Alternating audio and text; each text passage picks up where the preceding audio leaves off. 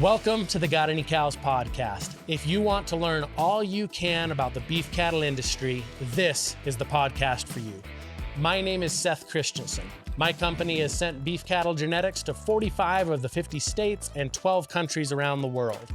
I've had the chance to learn from some of the best and brightest in the beef cattle industry, and I invite you to join me for those conversations here on the Got Any Cows podcast.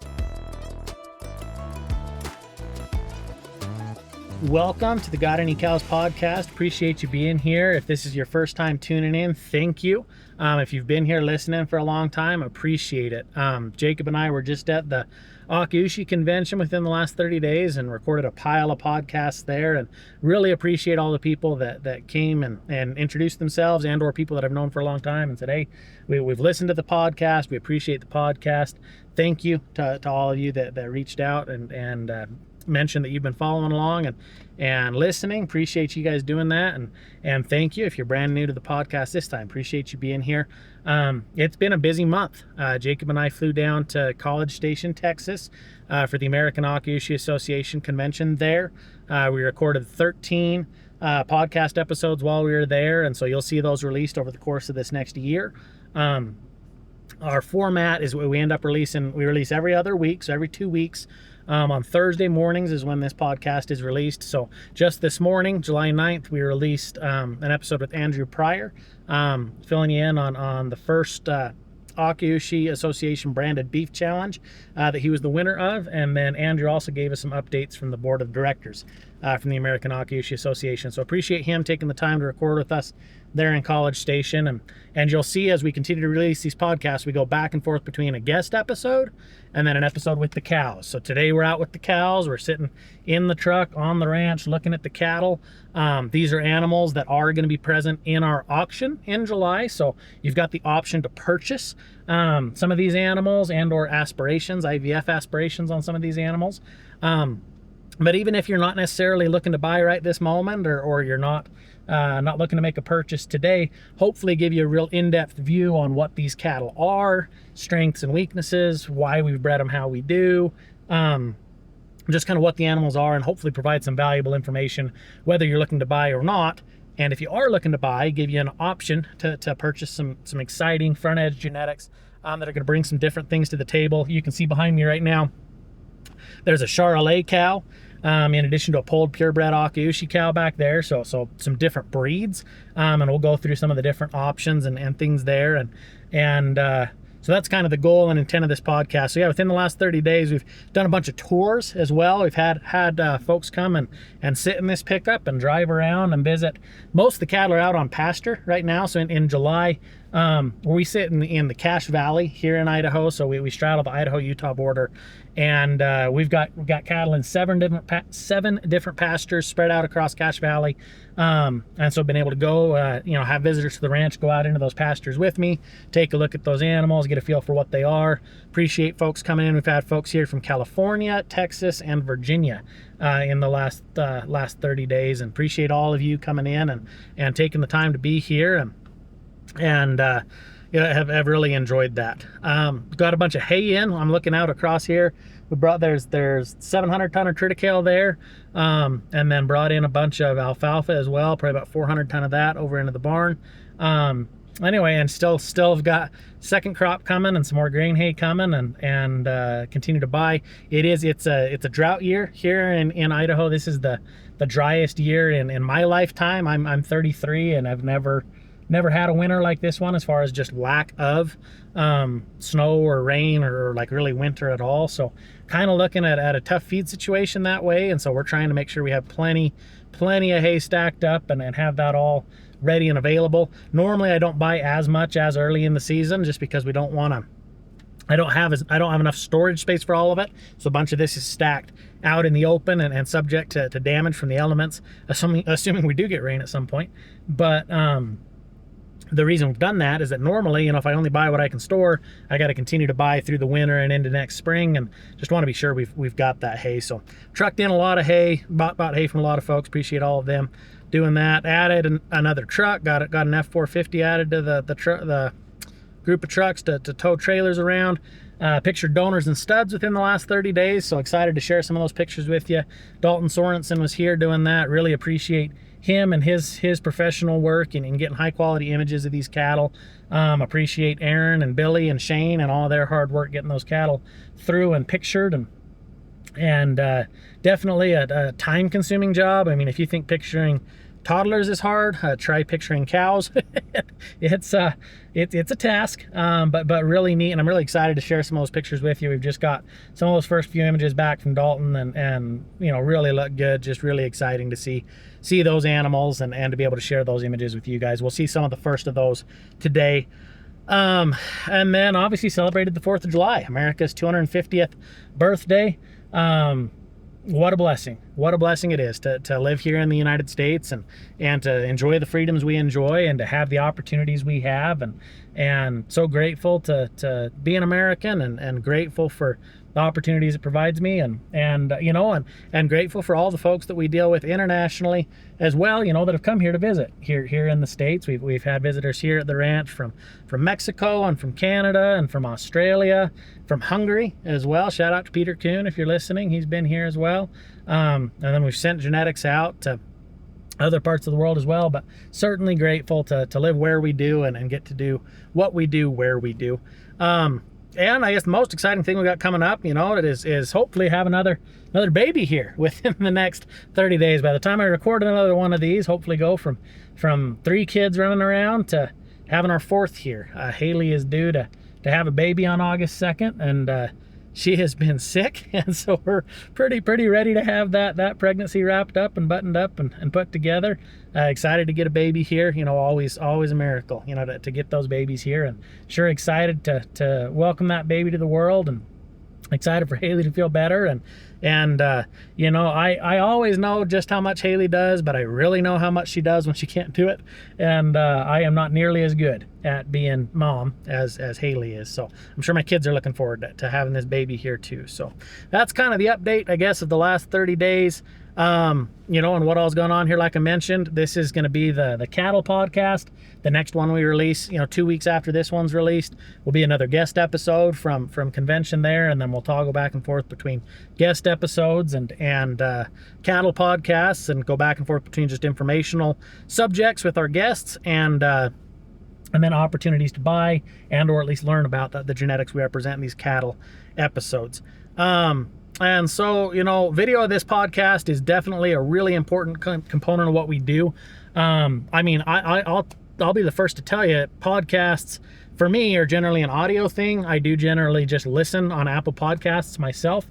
But I would tell you, if you're not watching video of this podcast, you're missing out on a lot of what we're aiming to provide for you. I mean, I'll tell you everything I possibly can in an audio format. But Jacob does full video on all of these podcasts.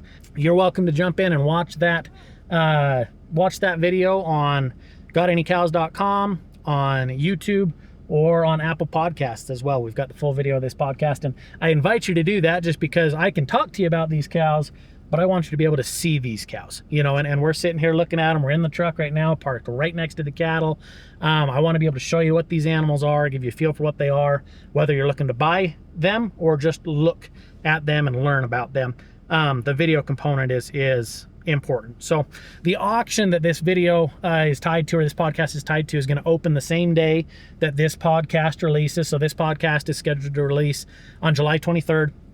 We'll open the auction July 23rd as well. So at the time that you're watching or listening to this, you can go direct to that auction site. That is cgauction.givesmart.com. You can also just go to gotanycows.com. There'll be a link there as well.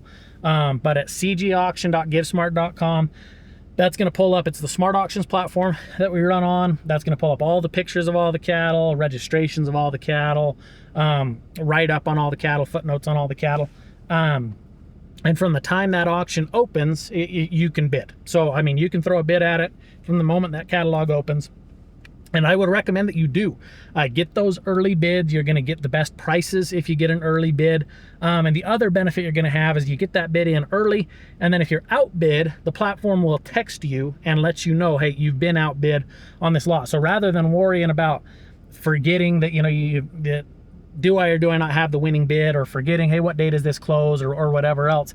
If you get outbid, the platform will let you know. So then you don't have to worry about forgetting to log on and place your bids at some point within that next week. It's like, no, it's already in.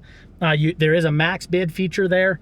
There's two different, if you go to place your bid there's kind of two different tabs you can toggle between. One of them is just a current bid that you can throw in. The other tab is a max bid. And if you throw in the max bid, then the computer will bid for you. If someone else comes in and tries to outbid you, it will automatically increase your bid to the threshold you set. I can't see any of that. I am not involved on the back end of that. Chelsea Halderman is our Smart Auctions administrator. She can help you with anything you need help with on the platform side of things. Chelsea does a wonderful job and is a great help. So if you have any issues with that Smart Auctions platform, let me know.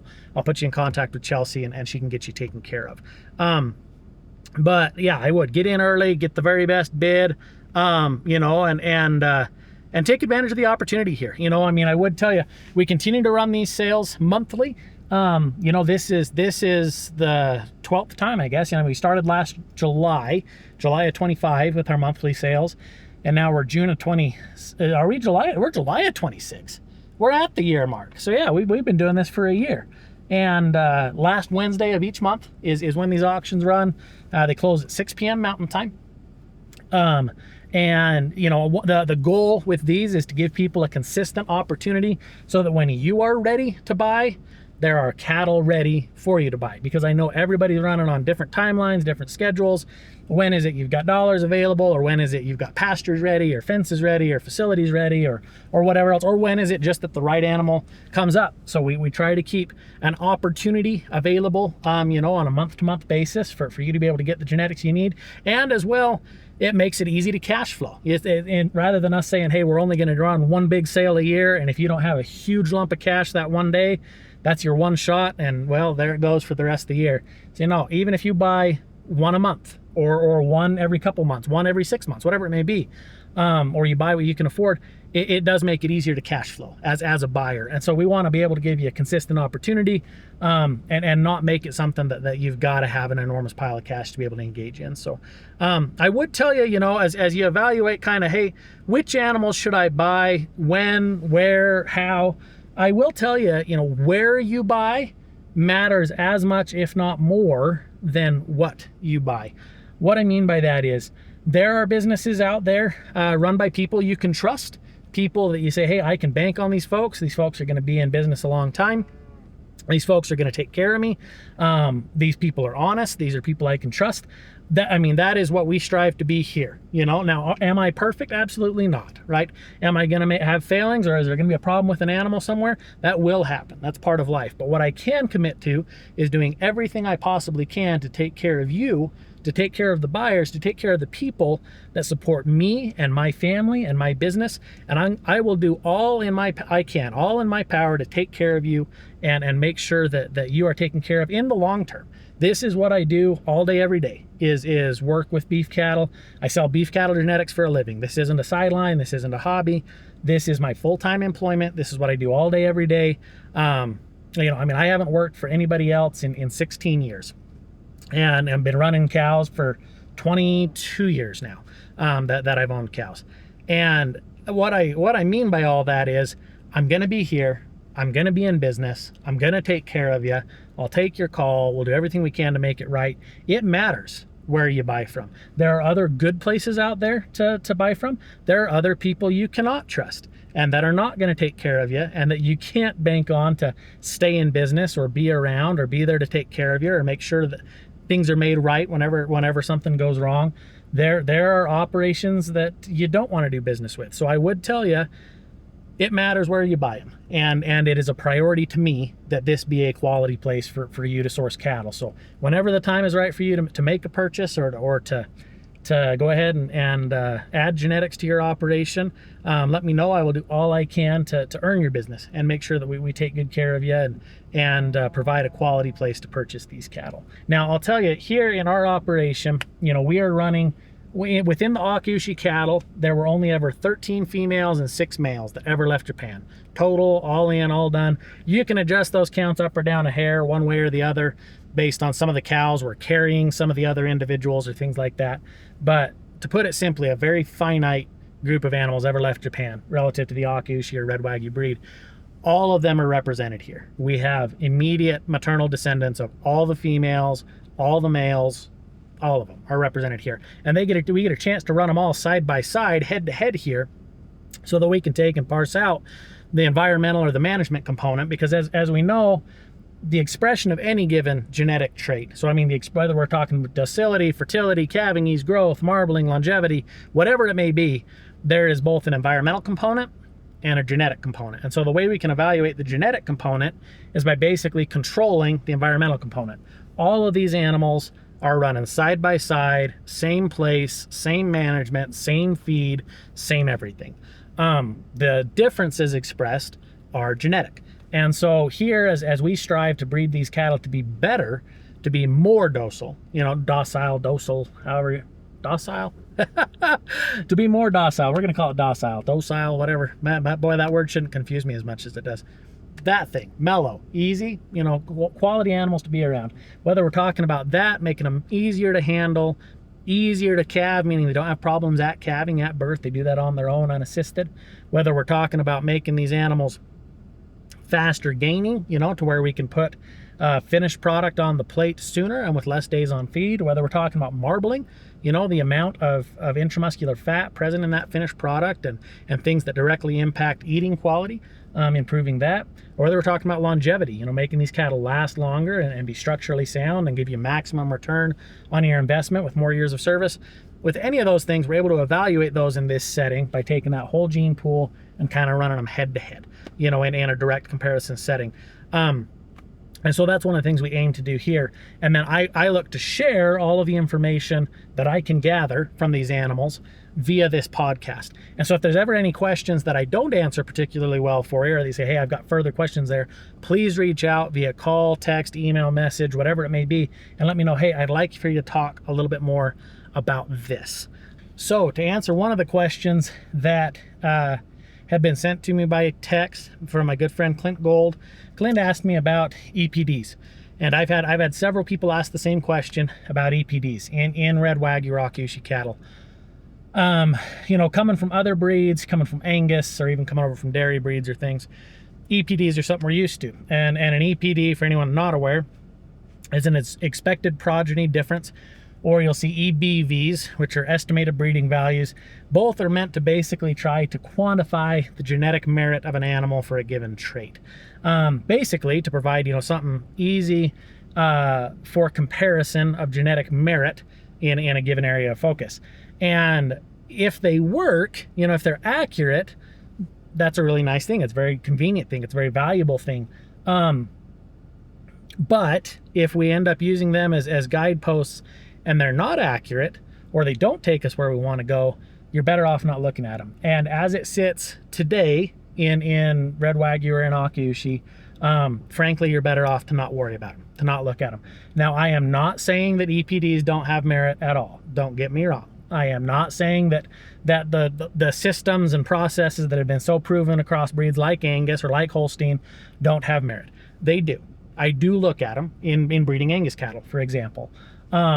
They are not the end-all be-all, even in the case of Angus cattle, but they are a useful tool, and I'll tell you why. They're a useful tool in Angus, but not as much today in Akaushi. In Angus, there's a huge data set training these EPDs, right? The American Angus Association has more phenotypic data points, i.e. birth weights, weaning weights, yearling weights, carcass ultrasound, carcass records, all of these different pieces than any of the other beef breed registries, and it's not close. There's a lot of Angus data points. So you got the hard data to base it on, and then you got years of developing Angus specific EPDs, and then now there's genomic data layered on top of that, taking points along the bovine genome that correlate to these different production traits and using them to further enhance the predictive value of those EPDs, to where, again, they're not going to be the end-all be-all, but they're going to give you some idea which of these animals are easier calving or faster growing or heavier marbling, or these different selection criteria we're after.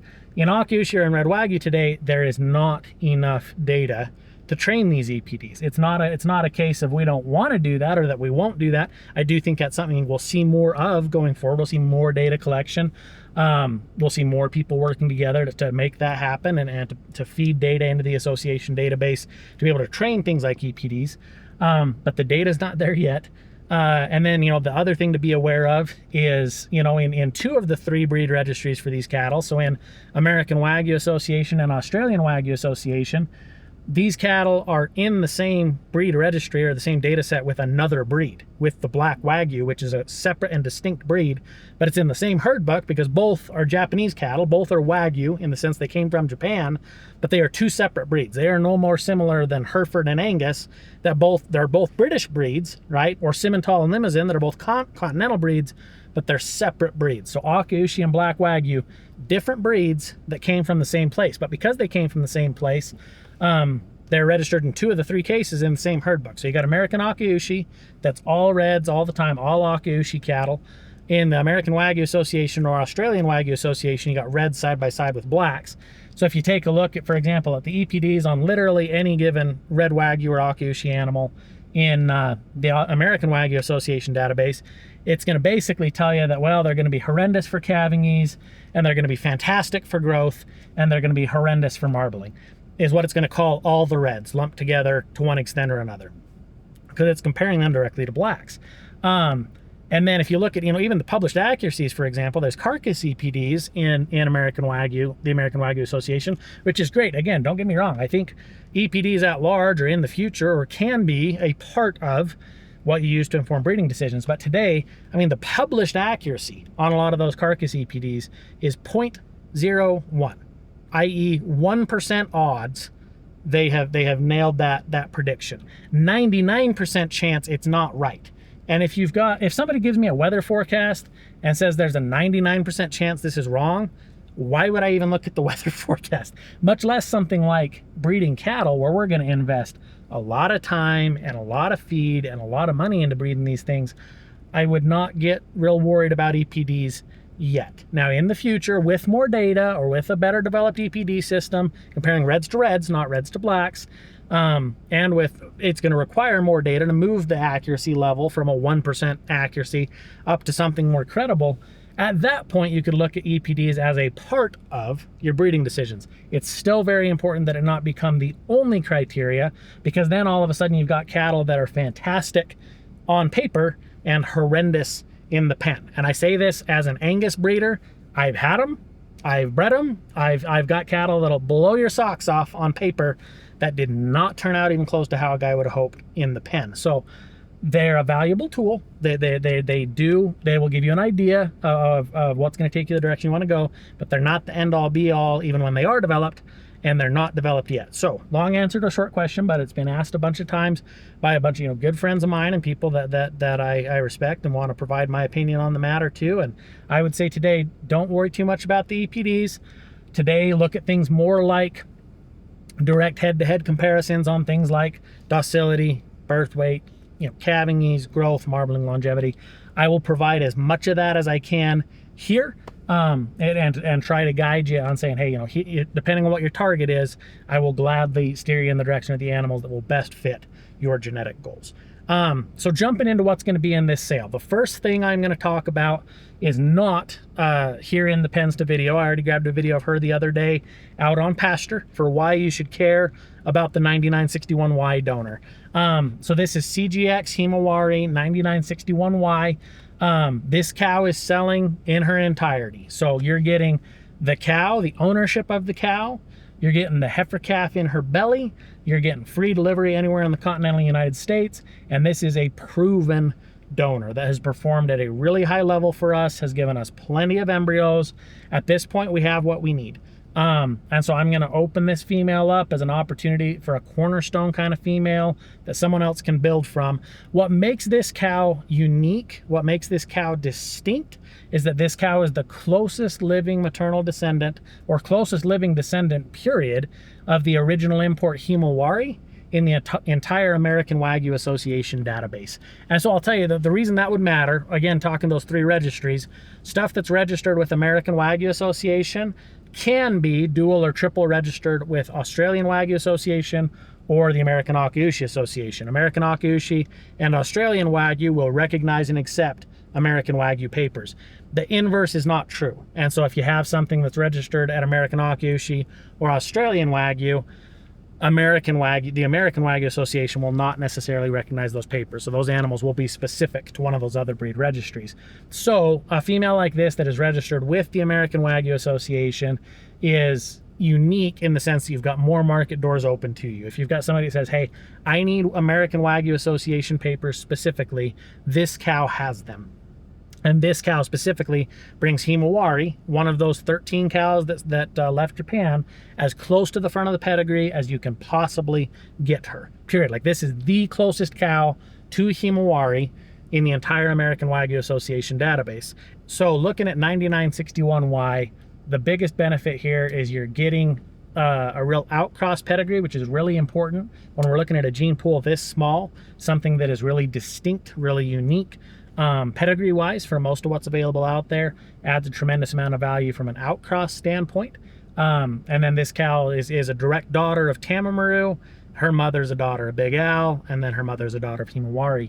And so that's what you're looking at in that pedigree. So a lot of outcross value in 9961Y. That's the reason she came here. This cow is registered with the American Wagyu Association, giving you extra market access that way. And then this cow continues to be fertile and productive. So this is a 14-year-old cow. So be aware, anybody looking at it, this isn't a female you're looking at that you're anticipating is going to go for forever in perpetuity. I mean, even Akaushi, as long as they live or as long as they last, it is a finite amount of time that these cows can go. And so be aware she is 14, but you can see in the video, take a look at the video, this cow is holding good flesh. This cow is moving smooth. This cow bred up right at the front edge of our entire calving season to female sexed semen. She's due to calve September 9th. So after this sale, we will ship this cow immediately. Get her to you just as soon as possible. So she will calve at your ranch. The calf she's carrying is a heifer calf, and it is sired by Shoshone. So Shoshone is going to be the highest marbling bull of our entire 2023 calf crop on actual carcass ultrasound. High performing kind of a bull. I want to say 684 for a weaning weight. So heavy weaning, high performance kind of a bull. His mother is the $104,000 RMW Hoshiko D18. D18 is a long-bodied, mellow-mannered, super fertile female. I just love the cow. My good friends Doug and Amy Slaby at Slaby Akaushi Ranch in Wisconsin own D18. And this Shoshone bull, brings that cow right to the front of the pedigree. So if you're looking at this lot one purchase, look at it as, okay, I'm getting a cow that consistently produces. I mean, this cow produces in the teens on a regular basis for transferable embryos per aspiration. So, I mean, you can make 14, 15, 16, whatever embryos every couple of weeks in an IVF setting. You're going to make your money back in a hurry on a cow like this. That's the only reason we can let a cow like this go, is this cow has been so productive. We've got plenty of embryos from her. We got a son here that I think a lot of that we anticipate incorporating back into our breeding program. So this cow is not one that I'm saying, hey, we don't want to continue forward with. It's just that we have enough to continue forward with her. I think this is a neat opportunity for somebody else to tie into a high value breeding piece, a unique outcross, unique from a registration standpoint, unique from a pedigree standpoint, proven longevity, proven fertility. I mean, look at the video on this female. The feet are still perfect. The udder's still perfect. This is a cow that's not overly big, isn't going to eat you out of house and home. And then obviously still very productive. This one cow is going to be 2 in the immediate future. Just a lot of opportunity in a female like this. That's lot 1, CGX Himawari 9961Y. And I would mention as well, that baby she's carrying, that Shoshone daughter. I mean, Shoshone is our all-time high-value semen sales bull. Semen is sold at $3,200 for a single straw of Shoshone. So a lot of value in that heifer calf as well. So not only are you getting unique outcross pedigree, a ton of immediate embryo production capacity, but you're also getting a female as young as you could get with her whole life ahead of her. You've kind of got an insurance policy in that sense of, hey, no matter what you get for additional production out of this cow, and I expect this cow to go to 16 to 18 years old without batting an eye. I honestly do. But no matter what she does, you've got heifer calf on the ground ready to go in the immediate future. So that's lot 1. Lot 2 jumping down to this female that's actually just sitting right outside the window right here. This is going to be the CG Katie 1022 female. So this is a Charolais cow, okay? So Charolais, why would you want to engage in Charolais at all? I'll tell you why I did. I mean, in 2018, my goal was to incorporate some different breeds that would add some different values, different strengths to the average Angus cow. So the average cow in the United States is an Angus cow or an Angus crossbred. And I wanted to add different things to those cattle with different breeds for my clients. So Akaushi came in to add marbling, right? And add marbling in an eye-appealing functional package. Charolais came in specifically to add performance, to add gainability, to add the ability to wean as heavy as possible, as fast as possible. So if you want maximum growth curve, Charolais will get you there. I mean, without question. These cattle gain, they gain fast. They'll put a big carcass on the rail and they'll put it on the rail quickly. So gainability is what brings you to Charolais. Charolais is a French breed. And this cow here, just a super unique individual, super beautiful cow. This 1022 cow, her mother would be the cornerstone of our Charolais program. So her mother I bought in 2018 from Brent Thiel at Linscove Thiel in South Dakota. This cow, 1022, CG Katie 1022, that we're looking at here, that is lot 2 in this auction that opens the day this podcast is released and closes July 29th at 6 p.m. Mountain Time. This cow, that's lot 2, 1022, is a full sister to the dam of a bull called Authority that LT sold, Linscove Thiel sold for $160,000. So a lot of star power, a lot of marketability to this pedigree. In addition to that, outside of just the sheer dollar value or the notoriety of that pedigree, the 8042 cow, which is the mother of this 1022, weaned 8 calves at a 108 weaning weight ratio in arguably the best Charolais herd in the country. And so, I mean, to take a herd like that to produce a 108 weaning weight ratio, that means her calves were on average 8% heavier at weaning than the average calf in that set of cows. And the average calf in that set of cows is going to be a good calf. And that her mother did that 8 times over up against arguably the stiffest competition in the United States. So really unique female here. And again, we're looking at getting 2 for the price of 1. This female's right in her prime. This is a 5-year-old cow. So I mean, absolutely has her life ahead of her. She's confirmed pregnant, carrying a heifer calf sired by LT Ledger 9603, due for January 16th. And so you're going to be getting 2 females for the price of 1. The winning bid on lot 2 gets this cow, gets the heifer calf in her belly, gets free delivery anywhere in the continental United States. So if you're looking to add gain, growth, the ability to put a big carcass on the rail quickly, 2 for the price of 1, delivered to your place, star power from a pedigree standpoint, proven performance behind this cow. An awesome opportunity there in lot 2, CG Katie 1022.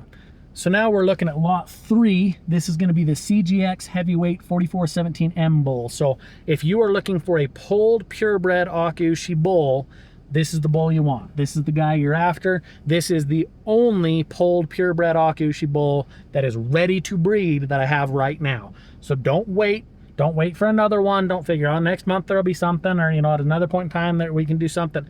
If you want a polled purebred Akaushi bull ready to breed in 2026, it is this bull or this bull. We've got other polled purebreds coming, but they're young. They're not going to be ready to breed until 2027. And so if you want a polled purebred Akaushi bull to breed in 2026, this is your guy. Don't sleep on this bull. Don't miss this bull. Don't pass up on this bull. This bull's semen tested. He's ready to breed right now. This bull is a full brother to our heavy duty bull. Heavy duty semen's been selling up to $1,100 a straw. There will be semen on heavy duty available again in this sale. You want to talk about cattle that are easy mannered. This bull here, this 4417 bull, below average for birth weight. This is going to be an easy calving bull. You could use this bull on heifers safely. This is a polled purebred Akaushi bull, so no horns, right? You don't have to deal with dehorning. Historically, I mean, that's been more just a convenience thing that makes life easier. Now with the screw worm, that can be the difference between life and death. If we do or don't have an open wound on an animal's head from dehorning it, because of this animal's genetically dehorned, that the horns are removed at conception rather than having to take the horns off through the dehorning process, this is the way to go. I mean, when I look at polled purebred cattle, We have people ask for these more often than anything else. There's a lot of demand for these. There's not a lot of availability. If you want a polled purebred Akaushi bull to breed your cows in 2026, this lot 9 is, or not, sorry, not lot 9, lot 3. Sorry, lot 3 is the lot to buy. This bull, you can use them on heifers. They'll calve easy. You're not going to have to dehorn them. His full brother is our heaviest weaning polled Akaushi stud bull at 738 pounds at weaning. His dam and grand dam of both this bull and his full brother heavy duty, both scanned Prime Plus on actual carcass ultrasound. This bull's mother is the 577 donor, has done 100,000 in direct progeny sales. This bull's grand dam is the 121 donor, has done 200,000 in direct progeny sales. So a ton of value there. I'll have Jacob show you a picture here as well of a carcass of a steak. This steak would have been produced by my friend Catherine Zajac in Virginia. This steak came from a full sister to the dam of this bull. So to give you a feel for what these bloodlines will do, what they look like on the plate, do they or do they not marble? Yes, they marble. Yes, we've seen it on ultrasound. Yes, we've seen it on the plate. Catherine, thank you for sharing that picture. I appreciate that. And that gives you a feel for what these genetics will do on the plate. I can think of no reason why you wouldn't want this bull. I mean, if you're getting all the boxes in front of you, like what would you want in a bull? This bull's got it. Like, number one, I mean, this is a mature bull, coming 2-year-old bull, ready to breed right now, semen checked, so we're good to go. We're gonna get cows bred. He's easy mannered, so I mean, from the second he steps off the truck, you're not gonna have to deal with issues, not gonna have to deal with problems. The docility's there, so that box is checked. The bull's polled, so we're not gonna have to monkey with horns, so that box is checked. The growth is there. These are heavy weaning cattle, heavyweight. This bull's sire was the heaviest weaning calf of his calf crop. Heavy duty, this bull's full brother was the heaviest weaning bull of his calf crop. A lot of gainability in these cattle, a lot of muscle mass, really attractive cattle. The marbling is there on ultrasound, on the plate, wherever you want to see it. All the pieces are present. So I would tell you, don't sleep on lot 3, CGX heavyweight 4417M. The auction is open now at cgauction.givesmart.com. It closes July 29th at 6 p.m. Mountain Time. The female we're looking at now is the 4535 female. This is going to be CGX Kaedemaru 4535M. We're selling an IVF aspiration on this female. This is going to be a direct daughter of our Kaedemaru clone. So the original Kaedemaru came out of Japan in utero, was born in Canada, came down to Texas, was cloned. That clone is the cow we own, and that clone is the mother of this cow. So incredibly unique from a pedigree standpoint on the bottom side of the pedigree there. Top side of the pedigree, also extremely unique, rare, and valuable. This is going to be a red rum daughter. Red rum is a Judo son from the Naomi maternal line. So we're bringing in Judo, who's a 1970s import out of Japan. Semen trades between 4 and 10,000 a straw for that semen. Putting him over the Naomi maternal line, one of the least broadly distributed maternal lines out of Japan. So again, a lot of unique pedigree value there. This is going to be an American Wagyu Association registered female, so you can take her progeny to any of the three associations: American Wagyu, American Akaushi, or Australian Wagyu. This female is backed by, I mean, just an incredibly performance-proven cow. Looking at the Kaedemaru clone, I mean, throw out the window the fact that she is as incredibly pedigreed as she is, or that she is a clone, and just look at what the cow herself is. The cow herself, the mother of this female, the Kaedemaru 001D cow, extremely heavy muscled. Our #1 highest marbling female on actual carcass ultrasound out of all the Akaushi cows we have ever scanned. The #1 highest marbling Akaushi female on actual carcass ultrasound is the Kaedemaru clone. So this female's mother. That's also going to be the mellowest cow that I have been around in the breed. I mean, this cow's easy mannered. This is the cow that everyone comes and takes a picture with when they come and visit the ranch, because she is so danged impressive to look at. She is so incredibly unique from a pedigree standpoint, so incredibly unique from a muscle standpoint. Our best marbling cow, and then just the docility is exceptional, which as a breed, docility is not the strong point for Akaushi. But for the Kaedemaru line, you want to talk mellow, easy mannered, these cattle will do it. These cattle will get it done. Looking at this female here, This female's full sister sold for $30,000. So looking at a high value kind of a female here, as we look at 45-35. What we're offering in this sale as lot 8 is going to be the Kaedemaru 45-35M aspiration. So again, an IVF aspiration. So you as the buyer, you pay one flat bid price for the right to aspirate the cow. You pay for the semen of your choice, conventional or female sexed. You pay $200 an embryo to have WinStar make the embryos for you, and we will guarantee at least 3 female sexed embryos or at least 5 conventional embryos from this aspiration. So if you're looking for a really cost-effective way to be able to get, I mean, if you bought this female, this is a $30,000 female. I'd imagine you can probably get the aspiration bought a little cheaper. And if you can get something like that, get those genetics and get them bought at the right price, this is going to be something that pays dividends all day long. You know, I talk about all the time, if you go with quality when you start building the base of a cow herd, it might cost you a little more up front to have that quality present, but now for the rest of forever, as you multiply that animal and her daughters and her daughter's daughters, that quality is always there. So you're spending the same time and feed and effort and money to produce quality and be well paid for those genetics in perpetuity, rather than saying, hey, I started with junk, I started with something cheap, I started with something low value, and now I'm struggling to ever, you know, make up the difference or catch up or produce a high value animal. So I'd encourage you, those Kaedemaru cattle, I would say, I mean, when I look at these 2 aspirations in this auction, our highest value full blood line is the Kaedemaru line, and you're looking at aspirating a direct daughter here in the 45-35 female. Our highest valued polled line is that 19273 female that we were just looking at. You have an option for an IVF aspiration on either one of the 2, a Kaedemaru line female or the 19273. One is a full blood, one is a polled purebred. Whichever you'd prefer. There's some awesome IVF aspiration options here, but that's going to be lot 8, CGX Kaedemaru 45-35M aspiration. So this is the 19273 donor. It's on the left there. That's going to be that red cow, that polled purebred Akaushi female. Super mellow-mannered female. This cow is great to be around. Real easy-mannered kind of a cow. Love the way this cow is to handle. She just made 50 oocytes on her last aspiration yesterday.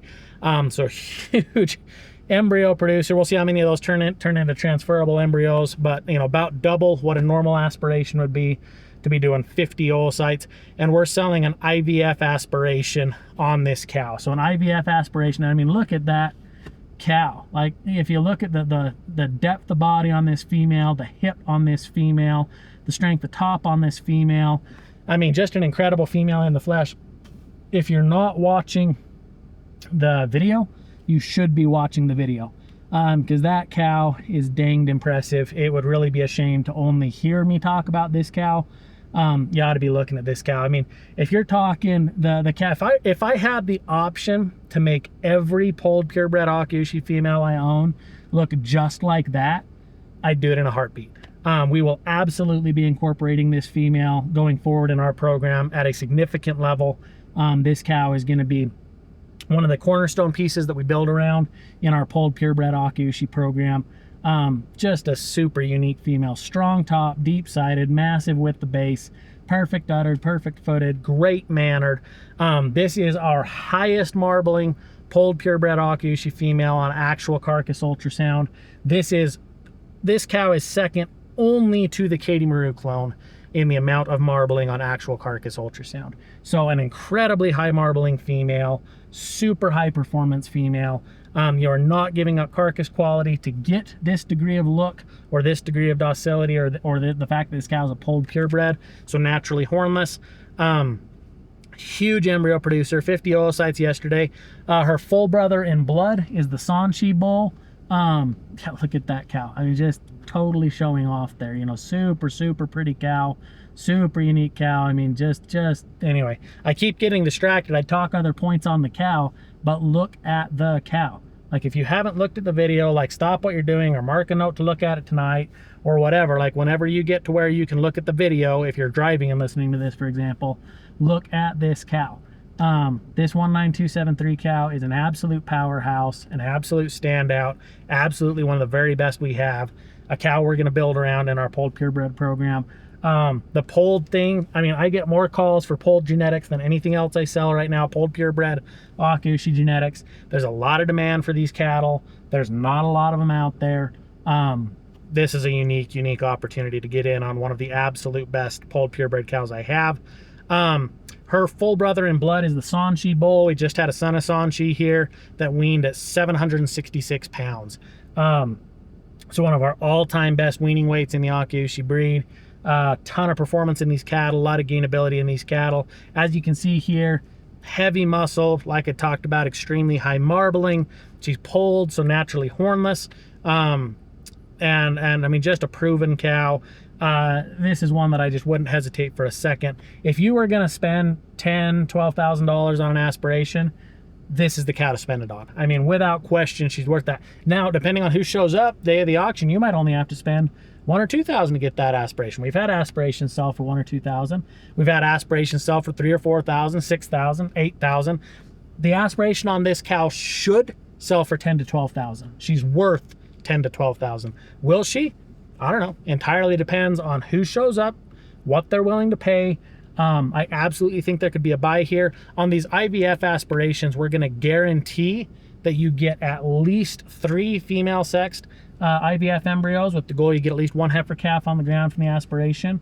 We'll guarantee at least 5 conventional embryos if you choose to use conventional semen rather than female sexed semen. Again, with the hope you get at least 1 heifer calf from the aspiration. But the beauty of a deal like this, we've taken care of the bottom side risk for you. You're not going to spend the money and then not get a set of embryos. You're going to get embryos. They're going to be from your choice of sires. You can make them female sexed or conventional, whatever you want to do. And then you've got all the upside potential. So if this female goes and drops 10, 15, 20 plus embryos, you get them all. One flat bid price, you get them all. And so the buyer does pay for the semen cost separate, so you can go with semen as cheap or as expensive as you'd like, something from my sale, something from somewhere else, whatever you want to do there. Female sexed or conventional semen. And then you do pay the lab costs to the lab. So you pay the lab making the embryos. Windstar Genetics will do that for you. You're going to be into that $200 an embryo is what you're looking at on production cost to do a single flush there. And so factor that into your budget. But if you can get a big old pile of embryos, 1 flat bid price for the aspiration, 1 flat price for the semen, and then $200 an embryo to pay the lab is what you need to budget for, what you need to plan for. But you have the potential to get 5, 10, 20 embryos off a cow. She just dumped 50 oocytes. I mean, this is a highly productive kind of a cow. These are extremely valuable genetics. You can get them in volume. I think there's a buy to be had here. Like I said, I honestly feel like that aspiration without question is worth $10,000 to $12,000. But you might be the guy that gets it bought. If no one shows up, you get it bought for $1,000 or $2,000, you know? Very realistically, you might get it done for $3,000, $4,000, $5,000, $6,000. And 1 heifer calf would pay for it, even if you got $10,000, $12,000 into this aspiration. 1 heifer calf, which we're guaranteeing you enough embryos to get that, would more than pay for it. But I'd bet you get a group of heifer calves off of an aspiration like that. And that's the kind of female that could make a bull, where even if you use conventional semen, you might make, you know, a really high-powered polled Akaushi bull off a deal like that too. So don't sleep. That's going to be lot 9. Again, that auction is open now at the cgauction.givesmart.com link. It will close July 29th at 6 p.m. Mountain. I'd get an early bid in on that one. You don't hear me get this excited about that many lots. Do not miss lot 9. I repeat, do not miss lot 9, IVF aspiration on one of our very best polled purebred Akaushi females we've ever offered. This is a cornerstone kind of cow. So we're up here to our 4th pen of calves that we're looking at today, our 4th pen of animals. This pen has got 4 of our weanling bull calves in it. So these would be fall of 2025 calves. They were weaned in spring of 2026. And we have got a full-blood Red Wagyu bull in here. We have got a registered Black Angus bull in here. And we have got 2 Red Wagyu steers in here. So a couple different things depending on what all you're looking to do. Looking at the 5538 bull, which would be on the far left. The group, the front of that whole group, the front of that whole bunch, 5538, that's going to be a direct Himawari son. So really valuable semen as the sire of this calf. You're going to be into that semen usually about $7,500 for a straw. at the cheapest, 3,000-4,000 if you can find it.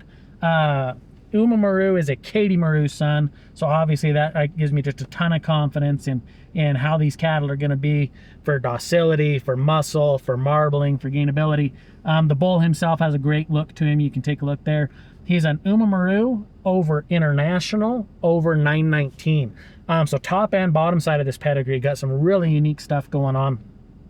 The international bull is going to be, unique and rare bull out of Australia. You don't see a lot of those around. He's going to bring the Namiko maternal line to play. Really impressive bull, really good looking bull. The 919 cow at the bottom of this pedigree is our $300,000 producing female. That cow's done us a wonderful job. Big Al over Hikari, over Shigemaru, over Ume female, so straight foundation pedigree. You're going to get a ton of marbling out of a pedigree like that. When we look at a bull like this with the Kaedemaru on the top side, 919 on the bottom, just marbling on marbling on marbling. This is a below average birth weight bull. You could easily use this bull safely on heifers. This bull weaned at 580 pounds, so a respectable weaning weight, got some good growth there. You're getting the Kaedemaru genetics on the top side. You're getting Namiko and 919 both on the bottom.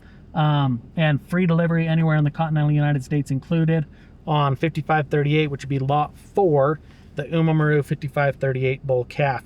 Now jump into the black calf in the pen. So right now he's second away from the truck as he currently sits. That bull, that's a registered Angus bull, and that is the #1 dollar combined bull in our program at $431 combined. So the dollar combined EPD basically tries to boil together the whole suite of EPDs into, when we look at final genetic merit added to both sons and daughters of this bull. If you took this bull out and used him to make sons that go through the feedlot and turn into beef, to make daughters that return to your herd and become mother cows, that dollar combined figure is trying to put together what's the added value we get from having calves of that bull rather than any other bull or than the average bull or whatever else. So CGX breakthrough 5502N, dollar combined is at 431, so well into the top 1% of the breed. He's also top 1% for weaning weight at 101, top 1% for yearling weight at 175, top 1% for carcass weight at 98, top 3% for marbling at 1.76, top 2% for ribeye at 1.41, and cleared up there on all of the index values. This bull currently weighs 802 pounds as we're looking at the black bull here, the CGX breakthrough 5502N. So if you're looking for obviously homozygous black and homozygous polled, where he's an Angus bull, with as high a dollar combined index value as we have ever produced in our program at 431, free delivery anywhere in the continental United States. Don't sleep on lot 5, the 5502 bull. Now the other two individuals in the pen that are both sitting back in the corner behind the black bull, and hopefully that black bull will peel around and give us a look here. But those last two that are in the corner there are both the steers. They're going to be lot 6 and 7, CGX Virile 5570 and CGX Virile 5577. So looking at those two, they're going to weigh 572 and 615 pounds respectively. So starting with 5570, who weighs 572 pounds, that bull is a son of Virile, who's a Shigemaru over Hikari over Namiko, out of our $200,000 producer JC Ms. Rushaw 121, who is a Rushaw over Hikari over Judo over Homare. So looking at a steer like that, why would we choose to buy a steer like that? Well, I can tell you this, when it comes to the real costs of ranching, it's feed and it's time. And if you're going to invest the same feed and the same time, you're way better off to invest that feed and that time into something you know is going to be an excellent eating experience, rather than invest the same feed and the same time and yield something subpar. So with these steers, in the case of lot 6, that Virile son out of 121, super high powered pedigree top and bottom. This is an American Wagyu Association registered, 100% full blood, DNA verified, all the bells, all the whistles. Don't waste your feed on anything less. Looking at his brother, lot 7, the CGX Virile 5577 end steer, a little bit heavier. So if you were splitting hairs and it's coming on down to the close of the sale, which one do you put one bit in more than the other? Lot 7 is a hair heavier than lot 6. So lot 7 weighs 615 pounds. Lot 6 weighs 572 pounds. So going to get just a little bit more weight on your lot 7 steer there. He is going to be a virile son again out of the Himawari 9961Y female that is selling as lot 1. So again, American Wagyu Association registered, DNA verified, 100% Japanese origin. You know, what I would tell somebody, anybody looking at buying that lot 1, looking at buying that donor, if you wanted good, solid, hard carcass data on her and you wanted to know what those carcasses will do under your management and at your place and on your feed, buy this steer. There will be more value for the buyer of that lot 1 of those 9961Y genetics in buying this steer than for anybody else. Now, this is going to be a great steer for anybody. This steer is going to make great steak no matter who buys him. This steer is going to be something you know you can be confident investing that time and that feed into to make an awesome quality end product. That these steers come with free delivery anywhere in the continental United States included. But whoever buys lot 1 is getting all those benefits plus proving out, hey, what do these genetics do on this new donor I bought in lot 1. So if you wanted to fast track, instead of saying, hey, now I got to get this cow, make an embryo, make a calf, raise the calf, and try to produce beef that way, you can jump your timeline by a year or 2 with getting this steer that all he needs is a year of feed put into him, and he's going to be ready to harvest and put an awesome steak on the plate. So there'd be added value. If you buy the lot 1 donor, take a good look at her son, the lot 7 steer. Now, a couple of other things I want to touch on real quick here as we get towards wrapping up. 2 new pictures we're going to show. I'll have Jacob throw these into the video here.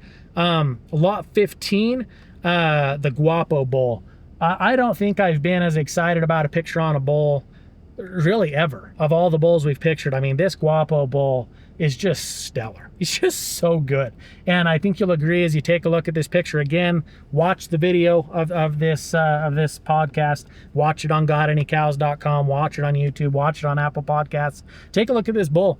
Guapo, super good looking bull, homozygous polled bull, extremely heavy muscled bull, super well mannered bull. We've loved the calves here. We've gotten excellent reports back to places he's been used. I mean, this bull's the real deal. We're going to be using Guapo heavily going forward. A lot of other programs will as well. If you're looking for a bull to incorporate the polled gene into your herd, give Guapo a good hard look. There is sexed semen available on this bull as well. So if you're looking for heifer sexed semen, you have the option to upgrade your purchase in this sale to heifer sexed semen. The bid price is for conventional semen in the sale. If you choose to go female sexed, it's an additional $500 per straw to go from conventional to female sexed. So if you're looking to make specifically daughters, you can do that. But wanted to point out that there's this fresh picture. I mean, what a picture. Homozygous polled bull, outcross pedigree. So anybody that has been doing anything with the polled Akaushi genetics, there's a real heavy King David influence in the polled Akaushi marketplace or the polled Akaushi gene pool. King David cattle are excellent. I love the King David bull. I love the Dos Equis bull, his son, but they're very prevalent in these pedigrees. So something outcross like Guapo that doesn't have any of that King David in it is of value. The bull's got muscle, docility. This bull's already sent semen internationally to Australia. This bull's going to be live covering cows in Maine. Jim came out here and looked through all of what we had and picked an awesome one there. And Reed's hauling him out to Maine and to live cover cows out that way. Some of the best calves in our last calf crop were Guapos. Don't miss out. That is going to be lot 15, 5 units of Guapo semen. The other bull that I would tell you to take a look at the new picture on, and I'll have Jacob throw this picture in as well, is going to be the Mellow Yellow bull. So CGX Mellow Yellow 4553M. We have never sold semen on this bull before, so you could be the very first to access semen on Mellow Yellow. And he is named Mellow Yellow because I'm super original and super unique. This is a mellow yellow bull. This bull, from the time he was a calf, always just so easy mannered, so easy to be around. Out of all of our 2024 calves, if you walked out into that set of bull calves when they were weanlings, when they were yearlings, now as they're coming twos, that's the bull that's going to come up to greet you. He's mellow, he's easy mannered, he isn't going to chase you around, he isn't going to run away, he isn't going to cause a problem. If you're looking to improve docility in your Akaushi cattle or Red Wagyu cattle, and you want to do it with a full blood, so 100% Japanese origin, bull that's American Wagyu Association registered, this is your guy. Like that is why this bull was collected. That is what I would recommend using this semen for. That is why this bull exists and is named what he is. If you have a cow that you say, hey, there's things I like about this cow, she's a unique individual, unique pedigree, has some good things about her, but she's kind of a knucklehead, you know, or she can get a little panicky in the chute, or she can get a little snorty in the bud box on the way into the chute, or sometimes she wants to take off and run away from you or whatever. Just a little bit panicky, a little bit nervous, which can be, frankly, quite common in Akaushi, and we want to make that better. Go ahead and buy this lot 11. This is 1 unit of CGX mellow yellow 4453M semen. This bull obviously intended for use in an IVF setting with a single straw. So if you're looking to take the donor that's good but needs mellowed out, that's what this bull's for. Mellow yellow. Go ahead and get that straw bought. Cool pedigree on the bull too. Take a look at, this is a Joe son. So Shig over Big Al over Fuyuko on the top side of the pedigree. So we're bringing Fuyuko right up front, which is neat. And then the bottom side of the pedigree, that cow, 239F, is a granddaughter of both Master Chef and Rushaw. So 2 of the very most valuable bulls in the breed. You're going to be up to 22 grand for a straw of Rushaw. Up to 5,000-6,000 for a straw of Master Chef, if you can find it. And this bull is just always a standout in the pen, so I'd sure recommend you take a look at those 2 new pictures. So we're going to jump in here and add a feature lot after the fact. Jacob and I actually recorded this auction podcast a couple of weeks ago, and we're figuring we were on top of things and ahead of things, but this is a lot that is too good not to offer in this sale. We're going to add a feature lot here. We're going to add a lot that a lot of people have been asking for, a lot of people have been excited about. After talking to my good friend Andrew Pryor at 16 Peaks, we've decided to offer 1 unit of Summitt semen in this auction. Now, if you're not familiar with Summitt, Summitt is the grand champion of the inaugural branded beef challenge that the American Akaushi Association put on in Texas this year. Summitt was offered for the first time at the American Akaushi Association convention sale, the Stars of Akaushi sale, where that first package of semen sold 5 units for $4,250. That's the only format this bull has been available in up to this point. Andrew has offered those 5-unit packages at $4,250, so $850 a straw, but you had to buy 5 to be able to get into the bull. Now, as I've talked with Andrew about this bull, he's had a lot of interest in a single unit package. And after talking to him, we decided, the fair way to set a fair market value on a single unit, given that people have, spent that $850 per unit on 5-unit packages. Respect and appreciate those folks. Jason and Elisa Hine there bought that first package at auction. There's been a series of folks, including myself, purchased 5-unit packages since that auction, looking to tie into the proven carcass excellence of this bull. And if we're going to offer a single unit, we don't want to do anything that is going to harm in any way, shape, or form any of the folks that have already invested in this bull and already invested in these genetics. So decided the fairest way to set the fair auction value for a single unit package for IVF use would be the same way that fair market value was set on a 5-unit package at auction in Texas this June. So appreciate Andrew, proving out this bull, offering this bull, being all right with us, saying, hey, it's all right if we go ahead and sell a unit in this sale, and appreciate him and the good working relationship we have. Appreciate him bringing a neat bull like this to the marketplace. You don't know what a bull like this can do until he's been proven out, and Andrew has done that. Appreciate him. Tip my hat to Andrew Pryor and the whole team there at 16 Peaks. We just had him on the last podcast, where he shared a little bit of the story of this bull, and Andrew mentioned that when this bull calf came through, they were supposed to be steering all of the calves in the set. So they were going to make all the bull calves they'd gotten from Hart brand steers. And when this Summitt bull came through, even as a baby, he said, he was just too good to be able to nut him. He said, just too good a bull. They had to leave him intact. And and this bull was coming off a great set of cows. Andrew had gone through and very, very carefully, very thoroughly sourced that set of cows from Hart brand. So Hart brand to be the breeders of this Summitt bull. And then Andrew and 16 Peaks, there'd be the owners. And he said, just couldn't bring himself to go ahead and castrate this calf. So kept him intact, raised him up to be a mature bull. And, in talking with Andrew about the bull, and just kind of picking his brain on, hey, what is the bull, strengths, weaknesses, how to use him, given that we are going to incorporate him within our program. Andrew mentioned to me, he says, this bull is really, really mellow, really easy mannered, really docile, really just good to be around. He said he's had, not that he'd recommend it, but he said that he's had his kids get on this bull's back. I mean, just mellow, just easy, just good to be around. Super good bull. Talking to Andrew, he'd mentioned these are growthy cattle. Looking at that bull calf, probably 100, 125 pounds heavier than his contemporaries. And that was in muscle, not frame. So, thickness, thick, stout, heavy kind of a calf. One of the things that Andrew's really appreciated in these Summitt cattle as well is that they take less days on feed. Quite often a lot of these Akaushi cattle are going to be a 300-day finish is a very normal thing in Akaushi cattle. It's a very standard thing, is to take 300 days to get these things ready for harvest. And he said, it's very realistic with these Summitt cattle to have them ready in 210 days, so significantly faster, have them harvested by 19 months in a lot of cases. So really just an impressive growth curve to these cattle. So the docility's there, the growth is there, the muscle is there, being able to finish them quickly. That's proven with over 200 carcass data points there at 16 Peaks. And then the bull has been taken head to head with the best of the best in the American Akaushi Association Brand of Beef Challenge, where he came out as the grand champion. So I think enough of the bull, I think enough of Andrew and his program and what they've put into proving this bull. We've invested in a 5-unit package there, which, as I mentioned, that's the only way the bull has been available. 5 units, $4,250 to get into them.